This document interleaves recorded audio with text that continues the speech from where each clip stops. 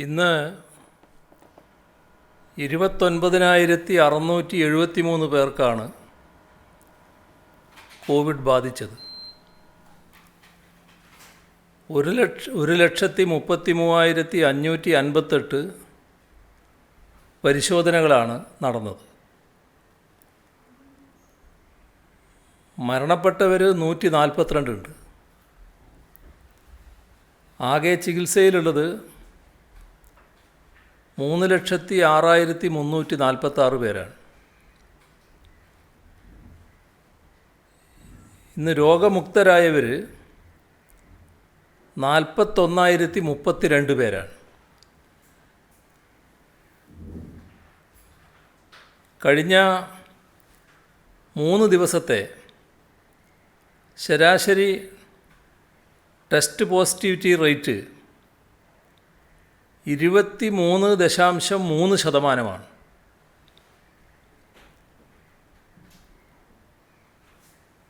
കഴിഞ്ഞ 24 മണിക്കൂറിൽ അത് 23.18%.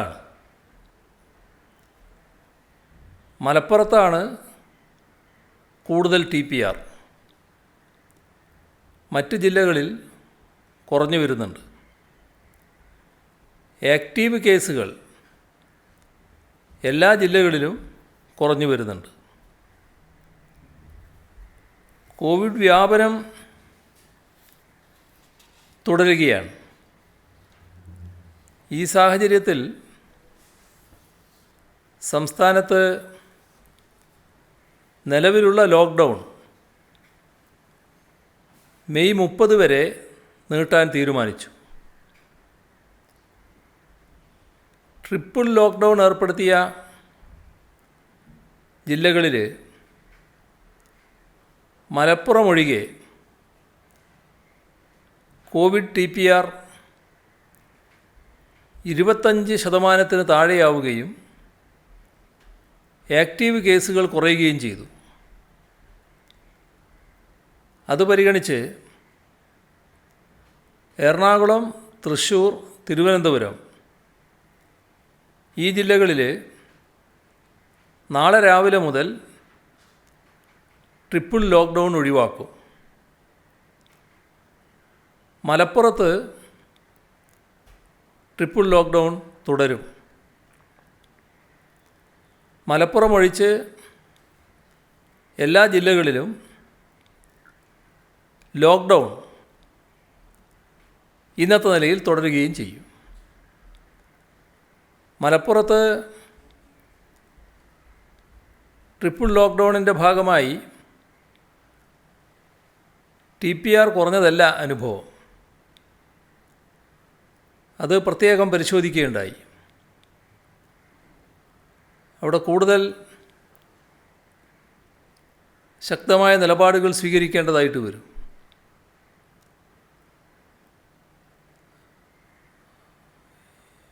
പോലീസ് സംവിധാനം കുറേ കൂടി ജാഗ്രതയോടെ നീങ്ങണമെന്നാണ് കണ്ടിട്ടുള്ളത്. ADGP ലോ ആൻഡ് ഓർഡർ മലപ്പുറത്ത് പോയി കാര്യങ്ങൾ അവലോകനം ചെയ്യും. പോലീസ് IG മലപ്പുറത്ത് കേന്ദ്രീകരിച്ചുകൊണ്ട് പ്രവർത്തനങ്ങൾക്ക് നേതൃത്വം കൊടുക്കുകയും ചെയ്യും.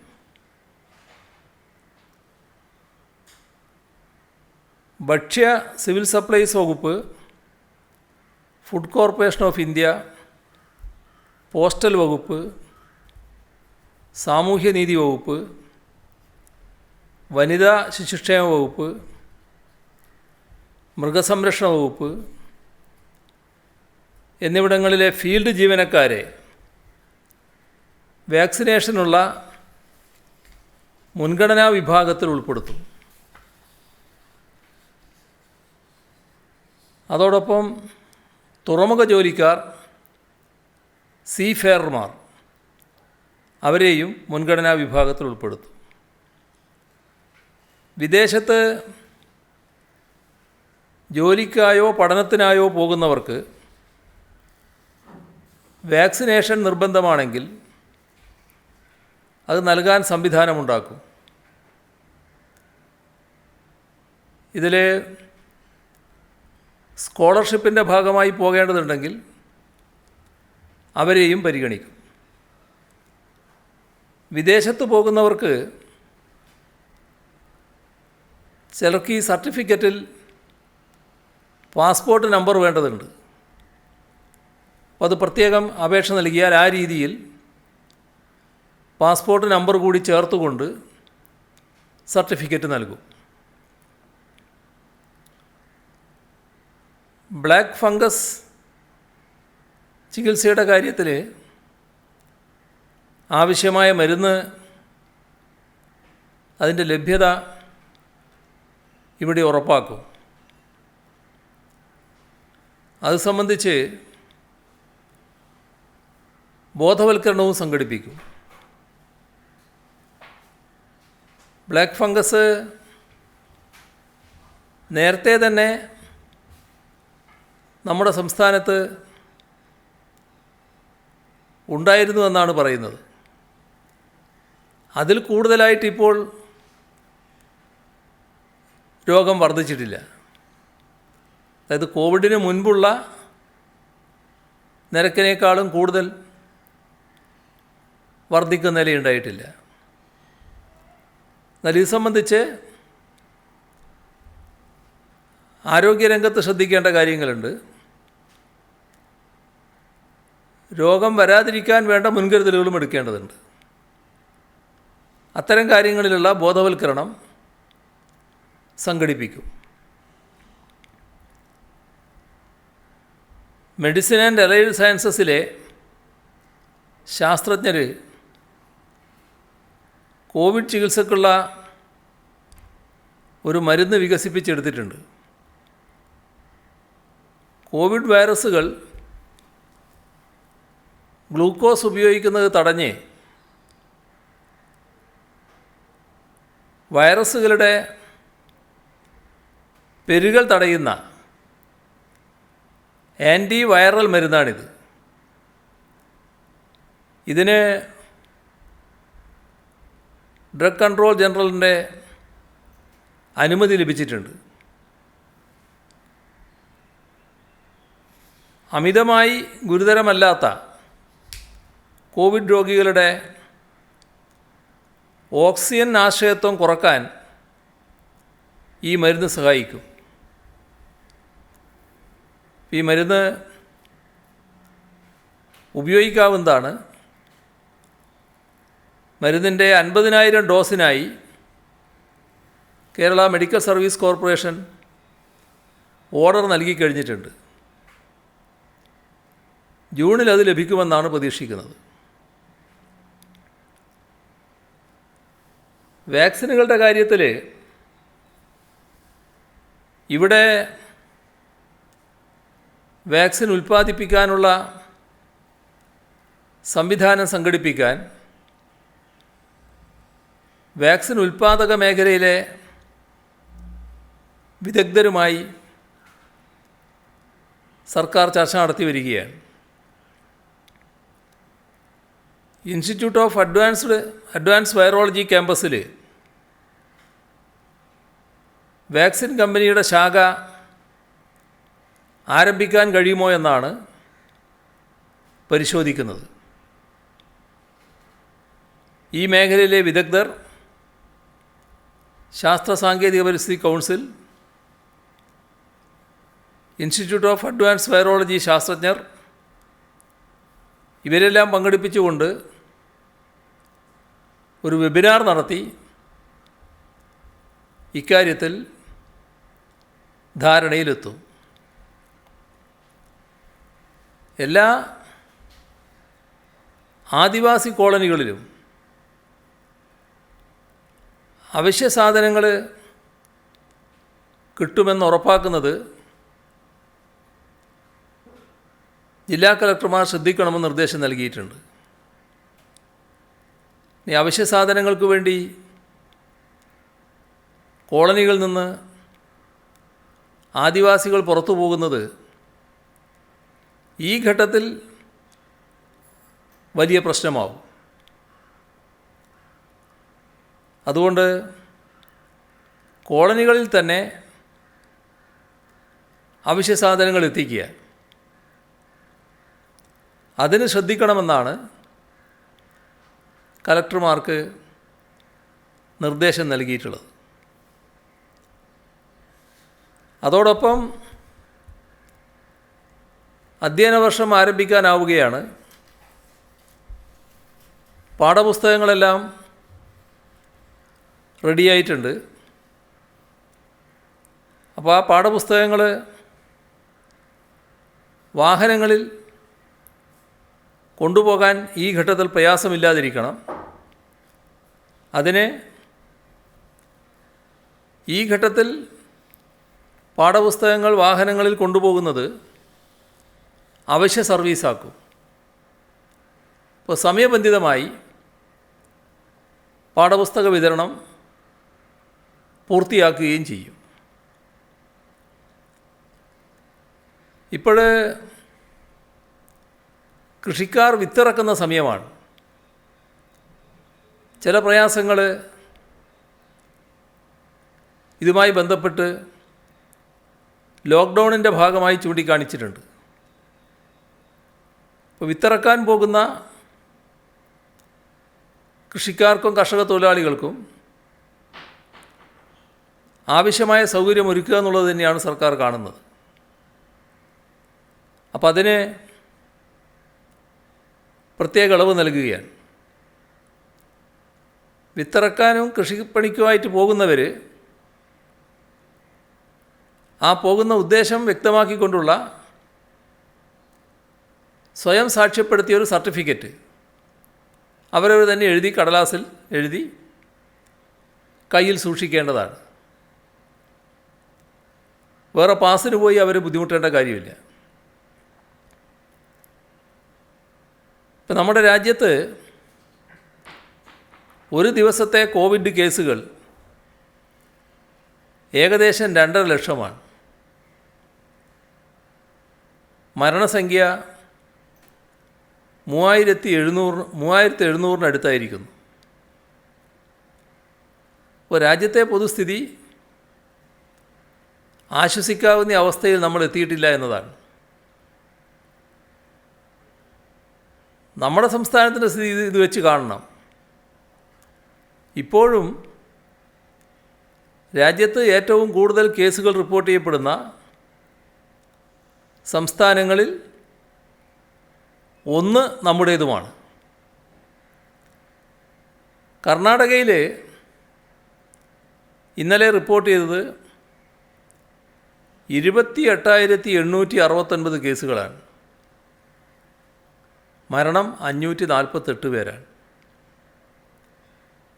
മഹാരാഷ്ട്രയിൽ 29,911 കേസുകൾ, 738 മരണങ്ങൾ. തമിഴ്നാട്ടിൽ 35,579 കേസുകൾ, 397 മരണങ്ങൾ. ഇതാണ് ഇന്നലെ റിപ്പോർട്ട് ചെയ്യപ്പെട്ട അവസ്ഥ. ഇത്തരമൊരു സ്ഥിതി ഉണ്ടാവാതിരിക്കാനാണ് നമ്മൾ തുടക്കം മുതൽ ശ്രമിക്കുന്നത്. രോഗവ്യാപനത്തിൻ്റെ വേഗത കുറച്ച് നിർത്താൻ സാധിക്കുന്നതിനാലാണ് മരണസംഖ്യ കുറയുന്നത്. അതുകൊണ്ട് മറ്റ് സ്ഥലങ്ങളിൽ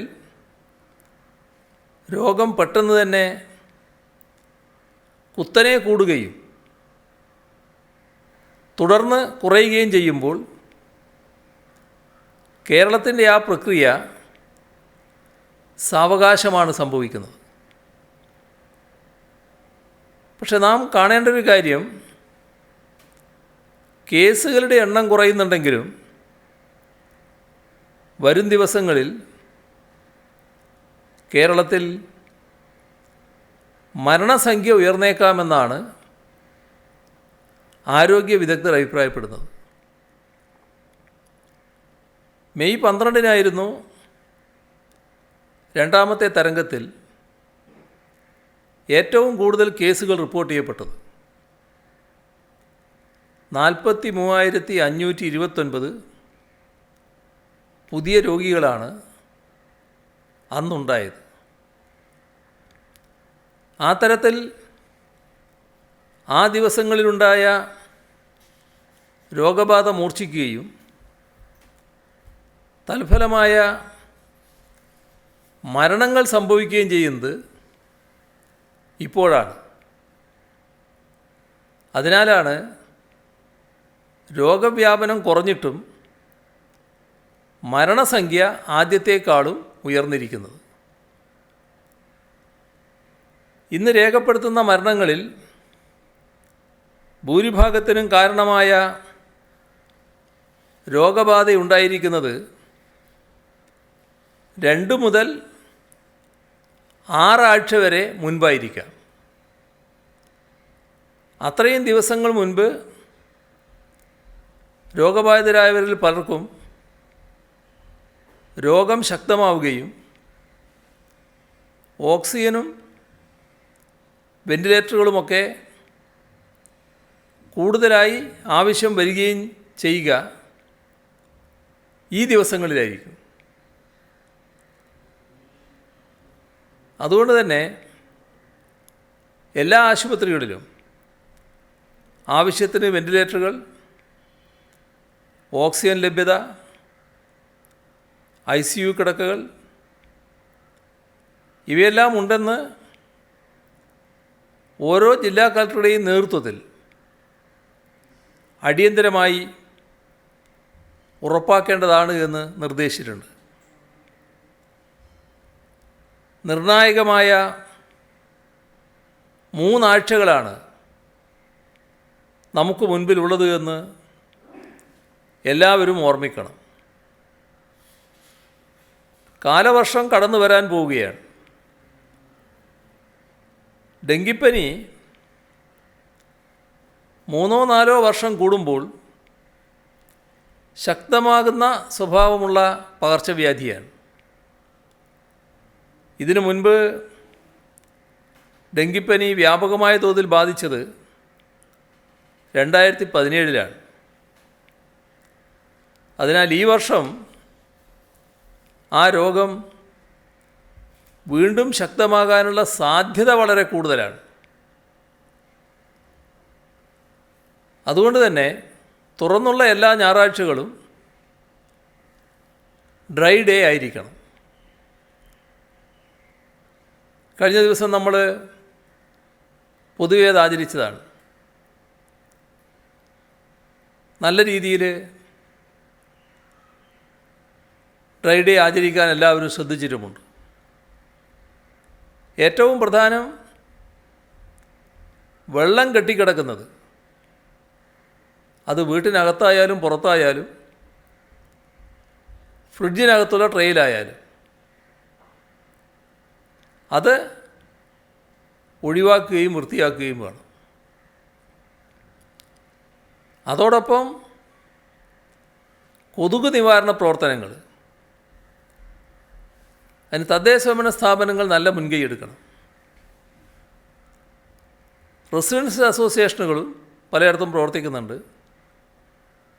ആ റെസിഡൻഷ്യൽ അസോസിയേഷനുകൾക്ക് ഇക്കാര്യത്തിൽ ഫലപ്രദമായി ഇടപെടാൻ കഴിയും. അതോടൊപ്പം ഓരോ കുടുംബവും ഇത് തങ്ങളുടെ ഉത്തരവാദിത്വമാണ് എന്ന് കണ്ടുകൊണ്ട് ഏറ്റെടുത്ത് വിട്ടുവീഴ്ചയില്ലാതെ കാര്യങ്ങൾ നിറവേറ്റാൻ തയ്യാറാവണം. നാം മനസ്സിലാക്കേണ്ട കാര്യം, അടച്ചിട്ട മുറികളിലാണ് ഏറ്റവും എളുപ്പത്തിൽ കോവിഡ് വ്യാപിക്കുക എന്നതാണ്. ഇത് പല പഠനങ്ങളും വ്യക്തമാക്കിയിട്ടുള്ള കാര്യമാണ്. അതുകൊണ്ട് തന്നെ എല്ലാ തൊഴിൽ സ്ഥാപനങ്ങളും ഇക്കാര്യത്തിൽ വലിയ ശ്രദ്ധ ചെലുത്തേണ്ടതായിട്ടുണ്ട്. ചില മുറികൾ AC മുറികളെന്ന നിലക്ക് തയ്യാറാക്കിയിട്ടുള്ളതാണ്. അപ്പോൾ AC സ്ഥാപിക്കുന്നതിന് വേണ്ടി തയ്യാറാക്കപ്പെട്ട അത്തരം മുറികളിൽ പലപ്പോഴും ആവശ്യത്തിന് വായുസഞ്ചാരമുണ്ടാകില്ല. അപ്പോൾ ചിലർ AC പ്രവർത്തിപ്പിക്കാതിരിക്കും. അതുകൊണ്ട് മാത്രം കാര്യമുണ്ടാകില്ല. അതോടൊപ്പം ഫാനുകളും വായു പുറന്തള്ളാൻ സഹായിക്കുന്ന എക്സോസ്റ്റ് ഫാനുകളും ഉപയോഗിക്കേണ്ടതുണ്ട്. ലോക്ക്ഡൗൺ കാലത്തൊക്കെ പ്രവർത്തിക്കേണ്ടി വരുന്ന വർക്ക് ഫ്രം ഹോം സംവിധാനങ്ങൾ പ്രായോഗികമല്ലാത്ത മാധ്യമ സ്ഥാപനങ്ങൾ പോലുള്ളവ ഈ കാര്യം പ്രത്യേകം ശ്രദ്ധിക്കണമെന്ന് അഭ്യർത്ഥിക്കട്ടെ. കണ്ടെയ്ൻമെൻറ്റ് സോണുകളിൽ നിർമ്മാണ പ്രവർത്തനങ്ങൾ നടത്തുന്നതിന് ഇപ്പോൾ തടസ്സമില്ല. നിർമ്മാണ സാമഗ്രികൾ വിൽക്കുന്ന കടകൾക്കും പ്രവർത്തനാനുമതി നൽകിയിട്ടുണ്ട്. അതിഥി തൊഴിലാളികൾക്ക് ജോലിയും വരുമാനവും ഉറപ്പാക്കാൻ ഇത് സഹായിക്കും. കോവിഡ് ബാധിച്ച് വീടുകളിൽ കഴിയുന്നവർ പുറത്തു പോകാതെ നോക്കുന്നതിന് നിരീക്ഷണം ശക്തിപ്പെടുത്തിയിട്ടുണ്ട്. ഇങ്ങനെ കഴിയുന്നവർ വീടുകളിൽ തന്നെ ഉണ്ടോ എന്നുറപ്പാക്കുന്നതിനായി പോലീസ് കൺട്രോൾ റൂമിൽ നിന്ന് ഫോൺ ചെയ്ത് വിവരം അന്വേഷിക്കുന്ന സംവിധാനം നടപ്പാക്കാൻ പോലീസിന് നിർദ്ദേശം നൽകി. ലോക്ക്ഡൗൺ സമയത്ത് ജീവൻ രക്ഷാ മരുന്നുകൾ ഒരു ജില്ലയിൽ നിന്ന് മറ്റൊരു ജില്ലയിലേക്ക് എത്തിക്കുന്നതിന് പൊതുജനങ്ങൾക്ക് ബുദ്ധിമുട്ട് അനുഭവപ്പെടുന്നുണ്ട്. ജീവൻ രക്ഷാ മരുന്നുകൾ വിവിധ സ്ഥലങ്ങളിൽ നിന്ന് ശേഖരിച്ച് നിർദ്ദിഷ്ട സ്ഥലങ്ങളിൽ എത്തിച്ച് നൽകുന്നതിന് പോലീസ് ഏർപ്പെടുത്തിയ സംവിധാനം വളരെ വിജയകരമായി പ്രവർത്തിച്ചു വരികയാണ്. പോലീസ് ആസ്ഥാനത്തെ ഹൈവേ അലർട്ട് സെല്ലിൻ്റെ നേരിട്ടുള്ള നിയന്ത്രണത്തിലാണ് ഹൈവേ പെട്രോൾ വാഹനങ്ങൾ മുഖേന ഒരു ജില്ലയിൽ നിന്ന് മറ്റൊരു ജില്ലയിലേക്ക് മരുന്നെത്തിക്കുന്നത്. കോവിഡിൻ്റെ രണ്ടാം വ്യാപന ഘട്ടത്തിൽ വീണ്ടും ആരംഭിച്ച ഈ പദ്ധതിയിലൂടെ 2 ആഴ്ച കൊണ്ട് 910 പേർക്ക് മരുന്നെത്തിച്ചു. കോവിഡ് കാലത്ത് ഒറ്റക്ക് കഴിയുന്ന വയോജനങ്ങൾ മാനസികമായി ഏറെ സമ്മർദ്ദം അനുഭവിക്കുന്നവരാണ്. ഇങ്ങനെ ഒറ്റക്ക് കഴിയുന്നവർക്കായി ആശ്വാസം നൽകുന്നതിന്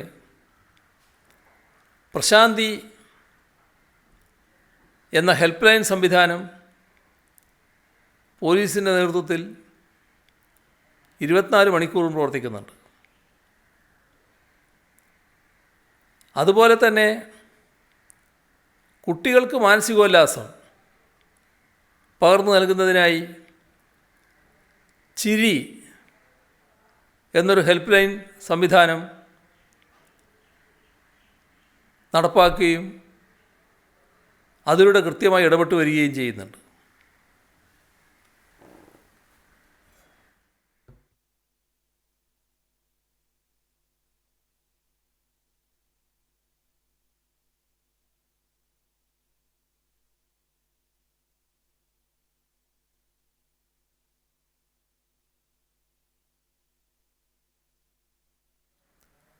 കഴിഞ്ഞ 24 മണിക്കൂറിനുള്ളിൽ സംസ്ഥാനത്ത് മാസ്ക് ധരിക്കാത്ത 8562 പേർക്കെതിരെ കേസ് രജിസ്റ്റർ ചെയ്തു. സാമൂഹ്യ അകലം പാലിക്കാത്തതിന് 4622 പേർക്കെതിരെ നിയമ നടപടി സ്വീകരിച്ചു. പിഴയായി 34,08,250 രൂപയാണ് ഇക്കഴിഞ്ഞ ദിവസം ഈടാക്കിയത്. നമ്മുടെ പ്രവാസി സഹോദരങ്ങളെ സംബന്ധിച്ച് പ്രാധാന്യമുള്ളൊരു കാര്യം അറിയിക്കാനുണ്ട്. പ്രവാസികൾക്ക്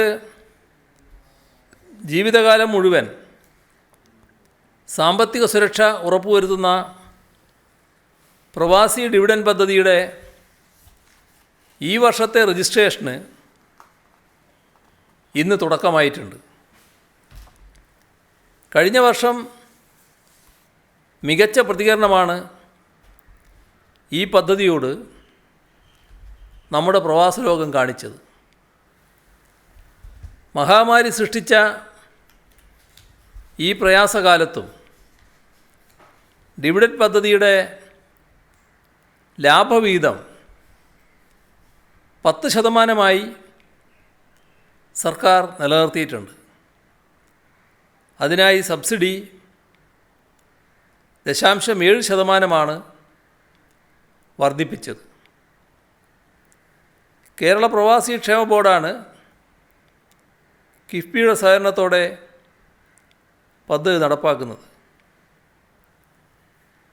നിക്ഷേപ സുരക്ഷയോടൊപ്പം പ്രവാസി കേരളീയർക്കും ജീവിത പങ്കാളിക്കും ആജീവനാന്തം പ്രതിമാസ സുരക്ഷിത വരുമാനം ഉറപ്പു നൽകുന്ന ഈ പദ്ധതിക്ക് വൻ സ്വീകരണമാണ്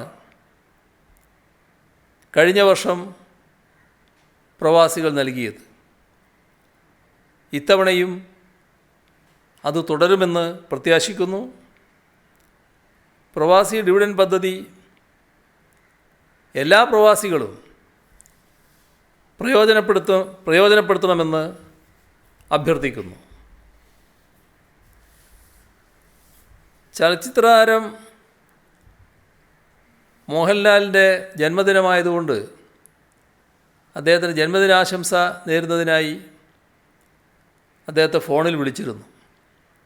അപ്പോൾ അദ്ദേഹം അറിയിച്ചൊരു കാര്യം, തൻ്റെ മാതാപിതാക്കളുടെ പേരിലുള്ള ട്രസ്റ്റ് വിവിധ ആശുപത്രികളിലേക്കായി 200 കിടക്കകൾ സംഭാവന ചെയ്തതായി അറിയിച്ചിട്ടുണ്ട്. ദുരിതാശ്വാസ നിധിയിലേക്കുള്ള സംഭാവന നമ്മുടെ ബാലസംഘം കൂട്ടുകാരുടെ സംഭാവന 23,33,836 രൂപ. യുവജനക്ഷേമ ബോർഡ് വൈസ് ചെയർമാനായിരിക്കെ അന്തരിച്ച സഖാവ് പി ബിജുവിൻ്റെ മക്കളായ നയൻ, നീൽ എന്നിവരുടെ സമ്പാദ്യ കുടുക്കയിൽ നിന്നും 1,600 രൂപ. തിരുവനന്തപുരം നഗരസഭാ മേയറുടെ ഓഫീസിലെ ക്ലർക്കായ ഗിരീഷ് കുമാർ വിരമിക്കുന്നതുവരെ തൻ്റെ ശമ്പളത്തിൽ നിന്നും പ്രതിമാസം 1000 രൂപ വീതം ദുരിതാശ്വാസ നിധിയിലേക്ക് നൽകാനായി സമ്മതപത്രം നൽകി. പറവൂർ വടക്കേക്കര സർവീസ് സഹകരണ ബാങ്ക് ജീവനക്കാരുടെ വിഹിതം ഉൾപ്പെടെ 20,60,518 രൂപ. KSFE ഓഫീസേഴ്സ് യൂണിയൻ അംഗങ്ങൾ 16,12,755 രൂപ. വാകത്താനം ഗ്രാമപഞ്ചായത്ത് 15 ലക്ഷം രൂപ. പഞ്ചായത്ത് ഡയറക്ടറേറ്റിലെ ജീവനക്കാർ ആദ്യ ഗഡു 10,35,693 രൂപ. കേരള ഗസറ്റഡ് ഓഫീസേഴ്സ് ഫെഡറേഷൻ സംസ്ഥാന കമ്മിറ്റി 10 ലക്ഷം. തിമിരി സർവീസ് സഹകരണ ബാങ്ക് 10 ലക്ഷം. അഴീക്കോട് ഗ്രാമപഞ്ചായത്ത് 10 ലക്ഷം. കാലടി ഫാർമേഴ്സ് സർവീസ് സഹകരണ ബാങ്ക് 10 ലക്ഷം. ബേഡെടുക്ക ഫാർമേഴ്സ് സർവീസ് സഹകരണ ബാങ്ക് 8,06,632 രൂപ. പെരുമണ്ണ ക്ലാരി സർവീസ് സഹകരണ ബാങ്ക് ജീവനക്കാരുടെ വിഹിതവും ചേർത്ത് 7,90,600. മാനന്തവാടി ഫാർമേഴ്സ് സർവീസ് സഹകരണ ബാങ്ക് ജീവനക്കാരുടെ വിഹിതം ഉൾപ്പെടെ 20,60,518 രൂപ. KSFE ഓഫീസേഴ്സ് യൂണിയൻ അംഗങ്ങൾ 16,12,755 രൂപ. വാകത്താനം ഗ്രാമപഞ്ചായത്ത് 15 ലക്ഷം രൂപ. പഞ്ചായത്ത് ഡയറക്ടറേറ്റിലെ ജീവനക്കാർ ആദ്യ ഗഡു 10,35,693 രൂപ. കേരള ഗസറ്റഡ് ഓഫീസേഴ്സ് ഫെഡറേഷൻ സംസ്ഥാന കമ്മിറ്റി 10 ലക്ഷം. തിമിരി സർവീസ് സഹകരണ ബാങ്ക് 10 ലക്ഷം. അഴീക്കോട് ഗ്രാമപഞ്ചായത്ത് 10 ലക്ഷം. കാലടി ഫാർമേഴ്സ് സർവീസ് സഹകരണ ബാങ്ക് 10 ലക്ഷം. ബേഡെടുക്ക ഫാർമേഴ്സ് സർവീസ് സഹകരണ ബാങ്ക് 8,06,632 രൂപ. പെരുമണ്ണ ക്ലാരി സർവീസ് സഹകരണ ബാങ്ക് ജീവനക്കാരുടെ വീതവും ചേർത്ത് 7,90,600. മാനന്തവാടി ഫാർമേഴ്സ് സർവീസ് സഹകരണ ബാങ്ക് ജീവനക്കാരുടെ വീതം ഉൾപ്പെടെ 7,66,000. കോഴിക്കോട് ചേളന്നൂർ സർവീസ് സഹകരണ ബാങ്ക് ജീവനക്കാരുടെ വീതം ഉൾപ്പെടെ 7,52,640. പനങ്ങാട് സർവീസ് സഹകരണ bank 7,42,000. Vadakara Puthuppanam government JNM higher secondary സ്കൂളിലെ അധ്യാപകരും ലാബ് അസിസ്റ്റൻറ്റും 5,40,418. തൊടുപുഴ സർവീസ് സഹകരണ ബാങ്ക് ജീവനക്കാരുടെ വീതം ഉൾപ്പെടെ 5,36,000. തിരുവനന്തപുരം മാണിക്കൽ സർവീസ് സഹകരണ ബാങ്ക് ജീവനക്കാരുടെ വീതം ഉൾപ്പെടെ 5,30,400. കരാർനഗം സർവീസ് സഹകരണ ബാങ്ക് 5 ലക്ഷം. കൊല്ലം മങ്ങാട് സർവീസ് സഹകരണ ബാങ്ക് 5 ലക്ഷം. DYFI എടക്കര ബ്ലോക്ക് കമ്മിറ്റി 75 യൂണിറ്റുകളിൽ നിന്ന് 4 ലക്ഷം. വൈക്കം കൊതവറ സർവീസ് സഹകരണ ബാങ്ക് 3,23,000. അങ്ങാടി സർവീസ് സഹകരണ ബാങ്ക് ജീവനക്കാരുടെ വീതം ഉൾപ്പെടെ ആദ്യ ഗഡു 3,20,772. നീഴൂർ സർവീസ് സഹകരണ ബാങ്ക് 3,08,250. എരമംഗലം യു ബ്രദേഴ്സ് സ്ഥാപന ഉടമ നാസർ 2,50,000 രൂപ. സമഗ്ര ശിക്ഷ കേരള തൃശ്ശൂർ ജില്ലയിലെ കരാർ ദിവസവേതന ഓഫീസ് ജീവനക്കാരുടെ സംഘടനയായ KSEPEU 1,38,550. CPIM Padiyoor local committee മെമ്പർമാർ 1,01,650. ശ്രീനാരായണ ക്ലബ്ബ് തിരുവനന്തപുരം 1 ലക്ഷം. ബാലാവകാശ കമ്മീഷൻ മുൻ ചെയർമാൻ P. സുരേഷ് 1 ലക്ഷം. പനമരം CHCയിലെ ജനറൽ മെഡിസിൻ വിഭാഗത്തിലെ ഡോക്ടർ സോമസുന്ദരൻ 1 മാസത്തെ ശമ്പളം. Chakka Ajanta Pulli line residence association 75,000. Nilamel Kolath വീട്ടിൽ റവറൻ ഡേവിഡ് അച്ഛൻ്റെ സ്മരണാർത്ഥം കോലത്ത് കുടുംബം 63,000. കൊല്ലം ഉളിയാകോവിൽ സ്വദേശിനി ജയഗീത മകളുടെ വിവാഹച്ചടങ്ങ് ചുരുക്കി 50,000. വെള്ളാവിലെ EV Radha teacher 50,000. Uduma labour contract സഹകരണ സൊസൈറ്റി 50,000. കേബിൾ TV ഓപ്പറേറ്റർമാരുടെ സഹകരണ സംഘമായ Kerala state SIDCO 50,000. Malappuram മൂക്കുതലയിൽ Bhaskaran Nambiar 50,000. SK സരസാങ്കൻ Balaramapuram 40,000. KSSPU state secretary Ulahannan CT 33,339.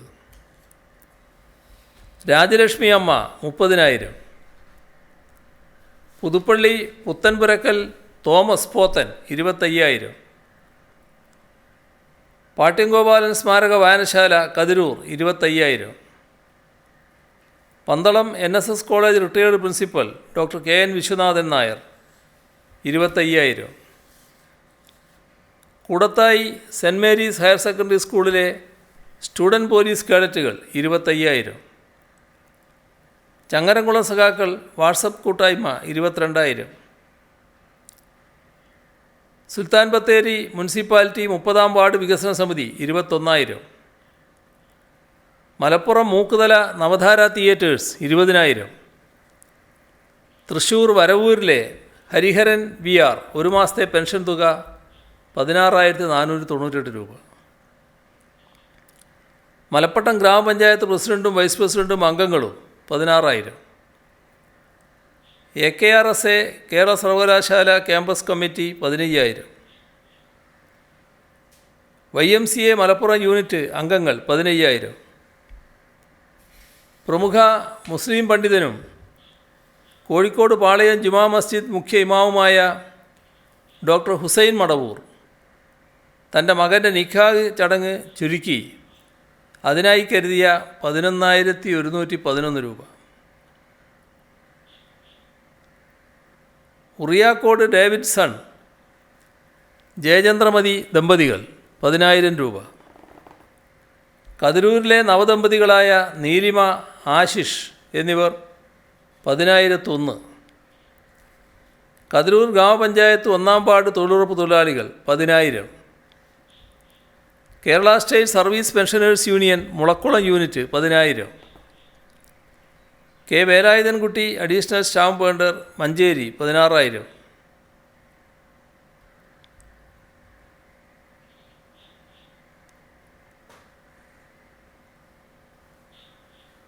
Nilambur Karulai Kuzhalamunda ലക്ഷം വീട് കോളനി സ്വദേശിനി ഖദീജ കൂലിവേല ചെയ്ത് കിട്ടിയ 7,000 രൂപ.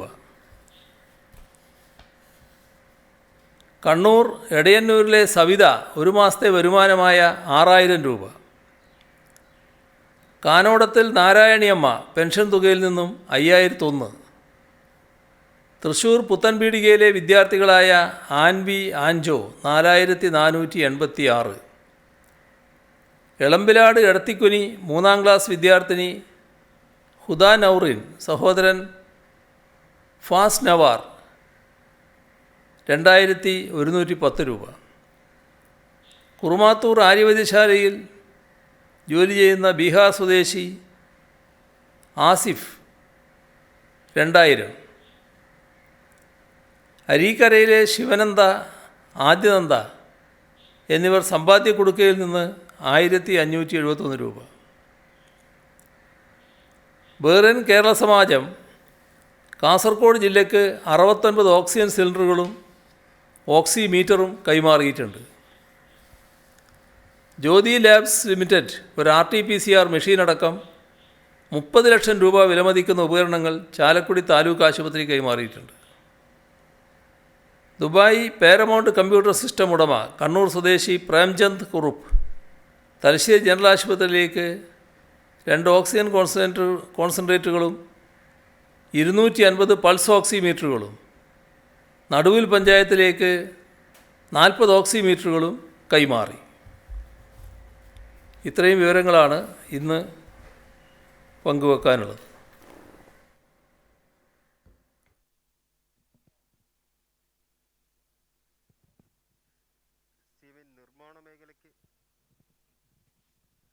നിർമ്മാണ മേഖലയ്ക്ക് കുറച്ച് ഇളവുകളൊക്കെ നൽകിയിട്ടുണ്ടല്ലോ. പക്ഷേ ഈ നിർമ്മാണ സാമഗ്രികൾ വാങ്ങുന്ന ഈ സിമൻറ്റ് മാർബിളൊക്കെ വാങ്ങുന്ന കടകൾക്ക് ഇളവില്ലാത്തതുകൊണ്ട് നിർമ്മാണ പ്രവർത്തനങ്ങൾക്ക് വലിയ ബുദ്ധിമുട്ടുണ്ടെന്ന് അവരിങ്ങനെ പറയുന്നുണ്ട്. അങ്ങനെ വല്ലതും ആലോചിക്കുന്നുണ്ട്? 1 ദിവസം 2 ദിവസം അങ്ങനെ തുറന്നു കൊടുക്കാൻ ആലോചിക്കുന്നു? നിർമ്മാണ സാമഗ്രികൾ വിൽക്കുന്ന കടകൾക്ക് അത്തരം ഇളവ് കൊടുക്കാൻ നേരത്തെ ആലോചിച്ചതാണ്. അത് നിർദ്ദേശമായി വന്നിട്ടില്ലെങ്കിൽ ആ നിർദ്ദേശം നൽകാം. വകുപ്പ് വിഭജനം പൂർത്തിയാക്കി ഇന്നലെ എൻ്റെ വിജ്ഞാപനം ഇറങ്ങി. ന്യൂനപക്ഷക്ഷേമ വകുപ്പ് CM ആണ് കൈകാര്യം ചെയ്യുന്നത്. അതിനെ എതിർത്തും അനുകൂലിച്ചും വിവിധ സംഘടനകളുടെ പ്രസ്താവനയുണ്ട്. മുസ്ലിം ലീഗ് അടക്കമുള്ളവർ അതിനെ എതിർക്കുകയാണ്. എന്തുകൊണ്ട് അങ്ങ് കൈവശം വെച്ചു എന്നത് വിശദീകരിക്കണമെന്നാണ് ആവശ്യപ്പെടുന്നത്. സംഘടന സ്വാഗതം ചെയ്യുന്നുണ്ട്. എന്താണ് അത്തരമൊരു തീരുമാനത്തിന്? ഞാൻ കണ്ടത് എല്ലാവരും സ്വാഗതം ചെയ്തതാണ്, എതിർത്തതല്ല ഞാൻ കണ്ടത്. ഇപ്പോൾ സാധാരണഗതിയിൽ ഒരു വകുപ്പ് മുഖ്യമന്ത്രി കൈകാര്യം ചെയ്യുന്നു എന്നുള്ളത്, അതുകൊണ്ട് ഈ ഏതെങ്കിലും ഒരു കൂട്ടർക്ക് പ്രത്യേകമായി ആശങ്കയൊന്നും ഉണ്ടാകുമെന്ന് എനിക്ക് തോന്നുന്നില്ല. അങ്ങനെ എല്ലാവരും അതിനെ സ്വാഗതം ചെയ്യുന്ന നിലയാണ് പൊതുവേ ഉണ്ടായിട്ടുള്ളത്. മുസ്ലിം ലീഗ് അല്ലല്ലോ വകുപ്പ് നിശ്ചയിക്കുന്നത്. മുസ്ലിം ജനവിഭാഗത്തിൻ്റെ കാര്യം പറഞ്ഞാൽ അവർ ന്യൂനപക്ഷ വിഭാഗമാണ്. ആ മുസ്ലിം ജനവിഭാഗത്തിന് എന്നിൽ വിശ്വാസമുണ്ട് എന്നുള്ളത്, ഈ ഗവൺമെൻറ്റിൽ വിശ്വാസമുണ്ട് എന്നുള്ളത് എല്ലാവർക്കും അറിയാം. അത് മുസ്ലിം ലീഗിനല്ല മുസ്ലിം ജനവിഭാഗത്തിൻ്റെ അട്ടിപ്പേർ അവകാശം. അത് പേരിലേ ഉള്ളൂ, പേരിൽ മാത്രമേ ഉള്ളൂ.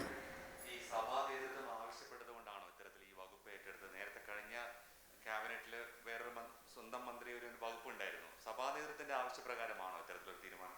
അല്ലല്ലല്ല, ഇത് ഒരു പൊതുവിലുള്ളൊരു ആലോചനയുടെ ഭാഗമായി മുഖ്യമന്ത്രി കൈകാര്യം ചെയ്യുന്നതാണ് നല്ലതെന്ന് തോന്നുന്നു. പ്രവാസി വിഭാഗം പിന്നെ മുഖ്യമന്ത്രിയാണ് കൈകാര്യം ചെയ്യുന്നത്. നാട്ടിലെ ന്യൂനപക്ഷ ക്ഷേമത്തിൻ്റെ കാര്യത്തിലും നല്ല നിലക്ക് കൈകാര്യം ചെയ്യുന്നതിന് മുഖ്യമന്ത്രി തന്നെ കയ്യിൽ വെക്കുന്നതാണ് നല്ലത് എന്നൊരു പൊതു അഭിപ്രായം വന്നു. അങ്ങനെയാണത്.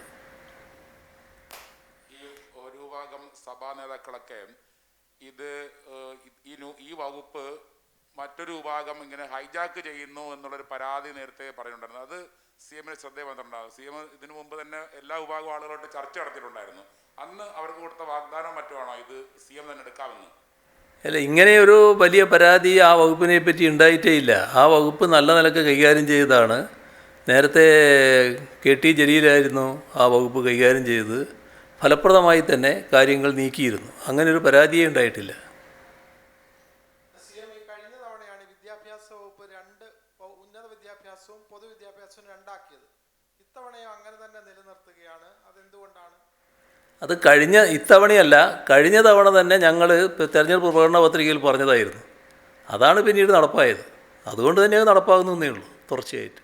പിന്നെ ആ വകുപ്പിൻ്റെ വൈപുല്യം വെച്ചാൽ അത് തീർച്ചയായും വേണ്ട കാര്യമല്ലേ.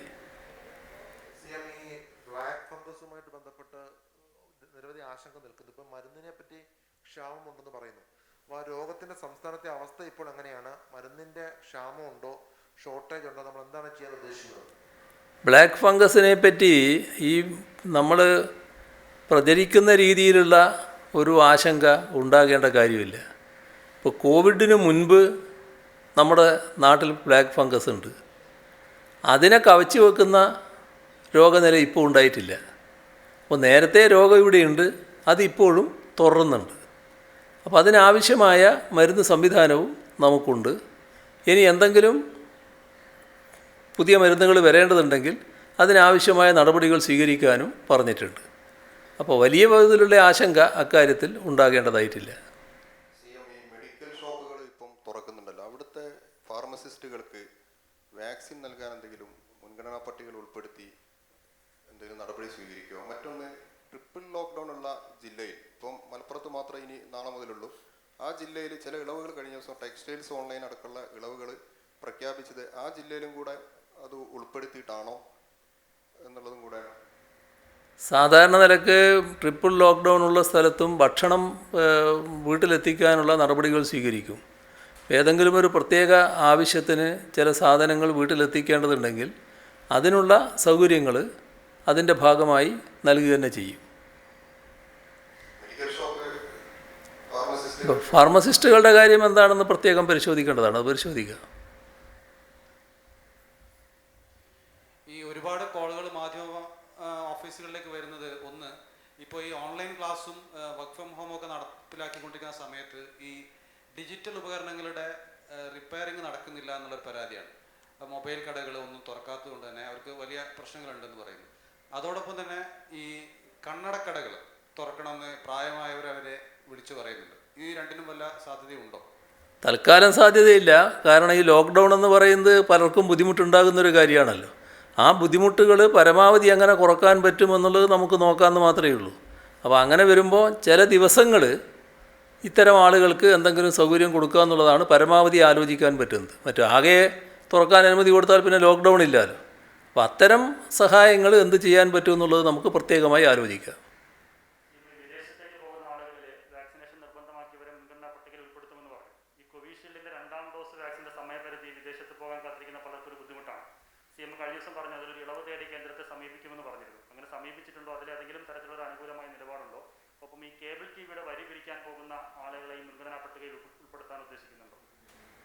ഞാനേതിന് കേന്ദ്രത്തെ സമീപിക്കുമെന്ന് പറഞ്ഞു എന്നാ പറയുന്നു?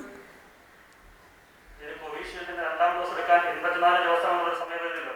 അതെ. വിദേശത്തേക്ക് പോകാൻ പോകുന്ന ആളുകൾക്ക് പലരും ആ ഒരു സമയപരിധിയിൽ 2ാം ഡോസ് എടുക്കുക എന്നുള്ളത് ബുദ്ധിമുട്ടാണ്. അപ്പോൾ അതിൽ ഇളവ് തേടി കേന്ദ്രത്തെ സമീപിക്കുമെന്ന് കഴിഞ്ഞ ദിവസം പറഞ്ഞിരുന്നു. അല്ല, അത് സാധാരണ നിലക്ക് അതിൻ്റെ ഗുണഫലത്തെ പറ്റിയാണ് പറയുന്നത്. അതിന് യഥാർത്ഥ ഗുണമുണ്ടാകുന്നത് ഇത്രയും ദിവസം കഴിഞ്ഞതിന് ശേഷമാണ് എന്താണ്. അപ്പോൾ അതിന് മറിച്ചൊരു കണ്ടെത്തൽ വരാതെ നമ്മൾ പറയുന്നത് ശരിയല്ലല്ലോ. 84 ദിവസം കഴിഞ്ഞിട്ട് ചെയ്യുന്നതാണ് അതിൻ്റെ യഥാർത്ഥ ഗുണം ലഭിക്കുക എന്നതാണ് ഇപ്പോൾ അവർ കണ്ടെത്തിയിട്ടുള്ളത്. നേരത്തെ അതിന് വളരെ മുൻപ് തന്നെ നടത്താമെന്നാണല്ലോ. അപ്പോൾ അതിന് പിന്നെ നമ്മൾ വേറൊരു നിലപാട് സ്വീകരിക്കുന്നത് ശരിയല്ല. അതാണ് അതിൻ്റെ അതാണ് ഇതിൻ്റെ വസ്തുത. സംസ്ഥാന ശിശുക്ഷേമ സമിതിയിലെ ജീവനക്കാർക്ക് ശമ്പളം കൊടുക്കുന്ന സ്റ്റാമ്പ് വിറ്റിട്ടാണ്. ലോക്ക്ഡൗൺ ആയതുകൊണ്ട് അവിടെ അതിന് കഴിയുന്നില്ല. ഈ മാസം 21-ാം തീയതി വരെ ഇത്രയായിട്ടും ശമ്പളം കൊടുക്കാൻ പറ്റിയിട്ടുമില്ല. വളരെ ചുരുങ്ങിയ വേതനമുള്ള ആളുകളാണ് കൂടുതലും അവിടെ ഉള്ളത്. അതിനെന്തെങ്കിലും ഇടപെടൽ നടത്താൻ കഴിയും? പക്ഷേ സ്റ്റാമ്പ് വിൽക്കണമെങ്കിൽ വലിയ തോതിൽ ഇടപാടുകൾ നടക്കണ്ടേ? ഒന്നിച്ച് വിൽക്കുന്നതല്ലല്ലോ. അത് ലോക്ക്ഡൗണിൻ്റെ ഒരു പ്രയാസം തന്നെയാണ് എന്ന നിലക്ക് കാണണ്ടേ. കേന്ദ്രത്തിൽ നിന്ന് വാക്സിൻ അങ്ങനെ അധികമായിട്ട് നമുക്ക് ഇപ്പോൾ കിട്ടുന്നില്ല. ഇപ്പോൾ വാക്സിൻ കിട്ടാത്തത് കൊണ്ട് തന്നെ കോവിഡിന്റെ സർട്ടിഫിക്കറ്റിൽ നിന്ന് മോഡിയുടെ പടം ഒഴിവാക്കാൻ വേണ്ടി ജാർഖണ്ഡ് ഛത്തീസ്ഗഡ് തീരുമാനം എടുത്തിട്ടുണ്ട്. കേരളം അങ്ങനെ വല്ല ആലോചിക്കുന്നുണ്ടോ? ഇപ്പോൾ നമുക്ക് വേണ്ടത് വാക്സിനാണ്. പടം ഉണ്ടാകുമോ പടം ഇല്ലേ എന്നുള്ളതൊന്നുമല്ല നമ്മുടെ പ്രധാന പ്രശ്നം. വാക്സിൻ എങ്ങനെ ലഭ്യമാക്കാനാവും അതിന് നമ്മൾ നല്ല നടപടികൾ സ്വീകരിച്ചുകൊണ്ടിരിക്കുകയാണ്. അതിൽ പിന്നെ വിവിധ മാർഗങ്ങളാണ് നമുക്ക് ഉള്ളത്. ഒന്ന് കേന്ദ്രം തരുന്നത്, മറ്റൊന്ന് നമ്മൾ വാങ്ങുന്നത്, വേറൊന്ന് സ്വകാര്യ മേഖല വാങ്ങുന്നത്, പിന്നൊന്ന് ഇറക്കുമതി. ഈ ഇറക്കുമതിക്കുള്ള നടപടികളും നമ്മൾ സ്വീകരിച്ചിട്ടുണ്ട്. എത്ര കണ്ടാണ് ഫലപ്രദമാകുക എന്ന് ഇതൊക്കെ കണ്ടറിഞ്ഞ് അനുഭവിക്കേണ്ടതാണ്. പക്ഷേ എല്ലാ മാർഗങ്ങളും നമ്മൾ സ്വീകരിക്കുകയാണ്. അതിൽ കേന്ദ്രം നൽകുന്ന കാര്യത്തിൽ ഇപ്പോൾ തന്നതെല്ലാം തീരുന്ന അവസ്ഥയുണ്ടായിട്ടുണ്ട്. അത് കേന്ദ്ര ഗവൺമെൻറ് ശ്രദ്ധയിൽ പെടുത്തിയിട്ടുണ്ട്. വേഗം തന്നെ അത് ലഭ്യമാക്കാനുള്ള നടപടികളാണ് നമ്മൾ സ്വീകരിച്ചു പോകുന്നത്. കഴിഞ്ഞ തവണ ഈ ലോക്ക്ഡൌൺ സമയത്ത് തൊഴിൽ മേഖലയ്ക്ക് പലതരത്തിലുള്ള സഹായങ്ങൾ ചെയ്തു. ക്ഷേത്രങ്ങളൊന്നും അടഞ്ഞു കിടക്കുകയാണ്. ക്ഷേത്രകലകൾ അനുഷ്ഠാന കലകളൊക്കെ ഉണ്ട്. അപ്പോൾ അവർക്ക് പലർക്കും ജീവിക്കാൻ പോലും നിവൃത്തിയില്ലാത്ത സാഹചര്യമുണ്ട്. അപ്പോൾ പല മേഖലയ്ക്ക് നമ്മൾ കഴിഞ്ഞ തവണ സഹായങ്ങൾ ചെയ്തിരുന്നു. ഇത്തവണ എന്തെങ്കിലും തരത്തിലുള്ള സഹായങ്ങൾ സർക്കാർ പ്രഖ്യാപിക്കാൻ ഉദ്ദേശിക്കുന്നുണ്ടോ? നേരത്തെ പ്രഖ്യാപിച്ച സഹായം ഓർമ്മയിലില്ലാന്ന് തോന്നുന്നു. ഈ ക്ഷേമനിധി പെൻഷനിൽ നിന്ന് ആനുകൂല്യമുള്ളവർക്ക് സഹായം പറഞ്ഞു. ആ ആനുകൂല്യമില്ലാത്ത കുടുംബങ്ങൾക്ക് അതിനും സഹായം പറഞ്ഞല്ലോ. അപ്പോൾ എല്ലാവരും അതിൽ പെട്ടില്ലേ? മുംബൈയിൽ ഈ ബാർജ് മുങ്ങി മലയാളികൾ മരിച്ചിട്ടുണ്ട്. ചിലരുടെ മൃതദേഹങ്ങൾ നാട്ടിലേക്ക് എത്തിക്കാൻ നമ്മളായിട്ട് എന്തെങ്കിലും ഇടപെടലൊക്കെ നടത്തുമോ? ONGC ആയി സംസാരിക്കുമോ? മഹാരാഷ്ട്ര സർക്കാരുമായിട്ട് സംസാരിക്കാൻ അതെന്തെങ്കിലും സാധ്യത? തീർച്ചയായും അതിനാവശ്യമായ എല്ലാ നടപടികളും സ്വീകരിക്കും. ഇസ്രയേൽ കൊല്ലപ്പെട്ട സൗമ്യ സന്തോഷിന്റെ മൃതദേഹത്തോട് ആദരവ് കാണിച്ചു, കുടുംബത്തോട്ട് ആരും വിളിച്ചില്ല തുടങ്ങിയ പരാതികൾ ഉയരുന്ന ഒരു സാഹചര്യമുണ്ട്. ഈ പാലസ്തീനോടുള്ള സർക്കാരിന്റെ ഐക്യദാർഢ്യമാണോ ഈ കുടുംബത്തോടുള്ള ഒരു അവഗണനയ്ക്ക് വേണ്ടി? ഇതൊക്കെ അസംബന്ധ പ്രചരണം ഏറ്റെടുക്കുന്നതിൻ്റെ ഭാഗമാണ്. അതായത് നമ്മുടെ നാട്ടിൽ എന്തും വിളിച്ചു പറയാൻ തയ്യാറായി നടക്കുന്ന ചില അസംബന്ധ പ്രചാരകരുണ്ട്. മറ്റൊന്നും അവർക്ക് പറയാനില്ല. അതുകൊണ്ടാണ്. കാരണം ആ കുടുംബത്തിൻ്റെ വേദനയിൽ നമ്മുടെ നാടാകെ ഒന്നിച്ച് പങ്കെടുത്തതാണ്. അതിൽ ഞങ്ങളാണ് ആ കുടുംബത്തിൻ്റെ ആളുകൾ എന്ന് പറഞ്ഞ് നടക്കാൻ നമ്മുടെ നാട്ടിലെ BJP നേതാക്കന്മാർ തയ്യാറായിട്ടുണ്ട്. അവരുടെ വാക്കുകളാണ് ഈ പറയുന്ന സ്വരത്തിലൂടെ കേൾക്കാൻ കഴിയുന്നത്. ഈ നാടാകെ ആ കുടുംബത്തിൻ്റെ വേദന പങ്കിട്ടതാണ്. ഇസ്രയേലിൻ്റെ നിലപാടിനോട് പൊതുവിലുള്ള വിയോജിപ്പ് നമ്മുടെ നാട്ടിലും രാജ്യത്തും ഉള്ളതാണ്. ഇവരുടെ നേതൃത്വത്തിലുള്ള കേന്ദ്ര ഗവൺമെൻറ് തന്നെ പാലസ്തീൻ്റെ പൊതുവായ കാര്യങ്ങൾ തള്ളിപ്പറയാൻ കഴിഞ്ഞു. ഇസ്രയേലിനോട് വലിയ അനുഭാവം വെച്ച് പുലർത്തുന്നവരല്ലേ. അവരുടെ നേതൃത്വത്തിലുള്ള ഗവൺമെൻറ് തള്ളിപ്പറയാൻ കഴിഞ്ഞോ? ഇസ്രയേലിനെ പൂർണ്ണമായിട്ട് അംഗീകരിച്ച് പറയാൻ പറ്റിയോ? അപ്പോൾ ഇത്തരത്തിലുള്ള കാര്യങ്ങൾ നമ്മൾ കാണാതിരിക്കരുത്. ഇതിനൊന്നും വളരെ തരംതാണ രീതിയിലുള്ള ഒരു പ്രചരണ മാർഗങ്ങൾ സ്വീകരിക്കരുത്. ആ കുടുംബത്തിൻ്റെ വേദനയിൽ നമ്മളെല്ലാവരും പങ്കുവഹിച്ചതാണ്. നാടാകെ ആ കുടുംബത്തോടൊപ്പവുമാണ്. അപ്പോൾ ബാക്കി നമുക്ക് പിന്നെ എടുക്കാം. എന്നാൽ അതാണ്.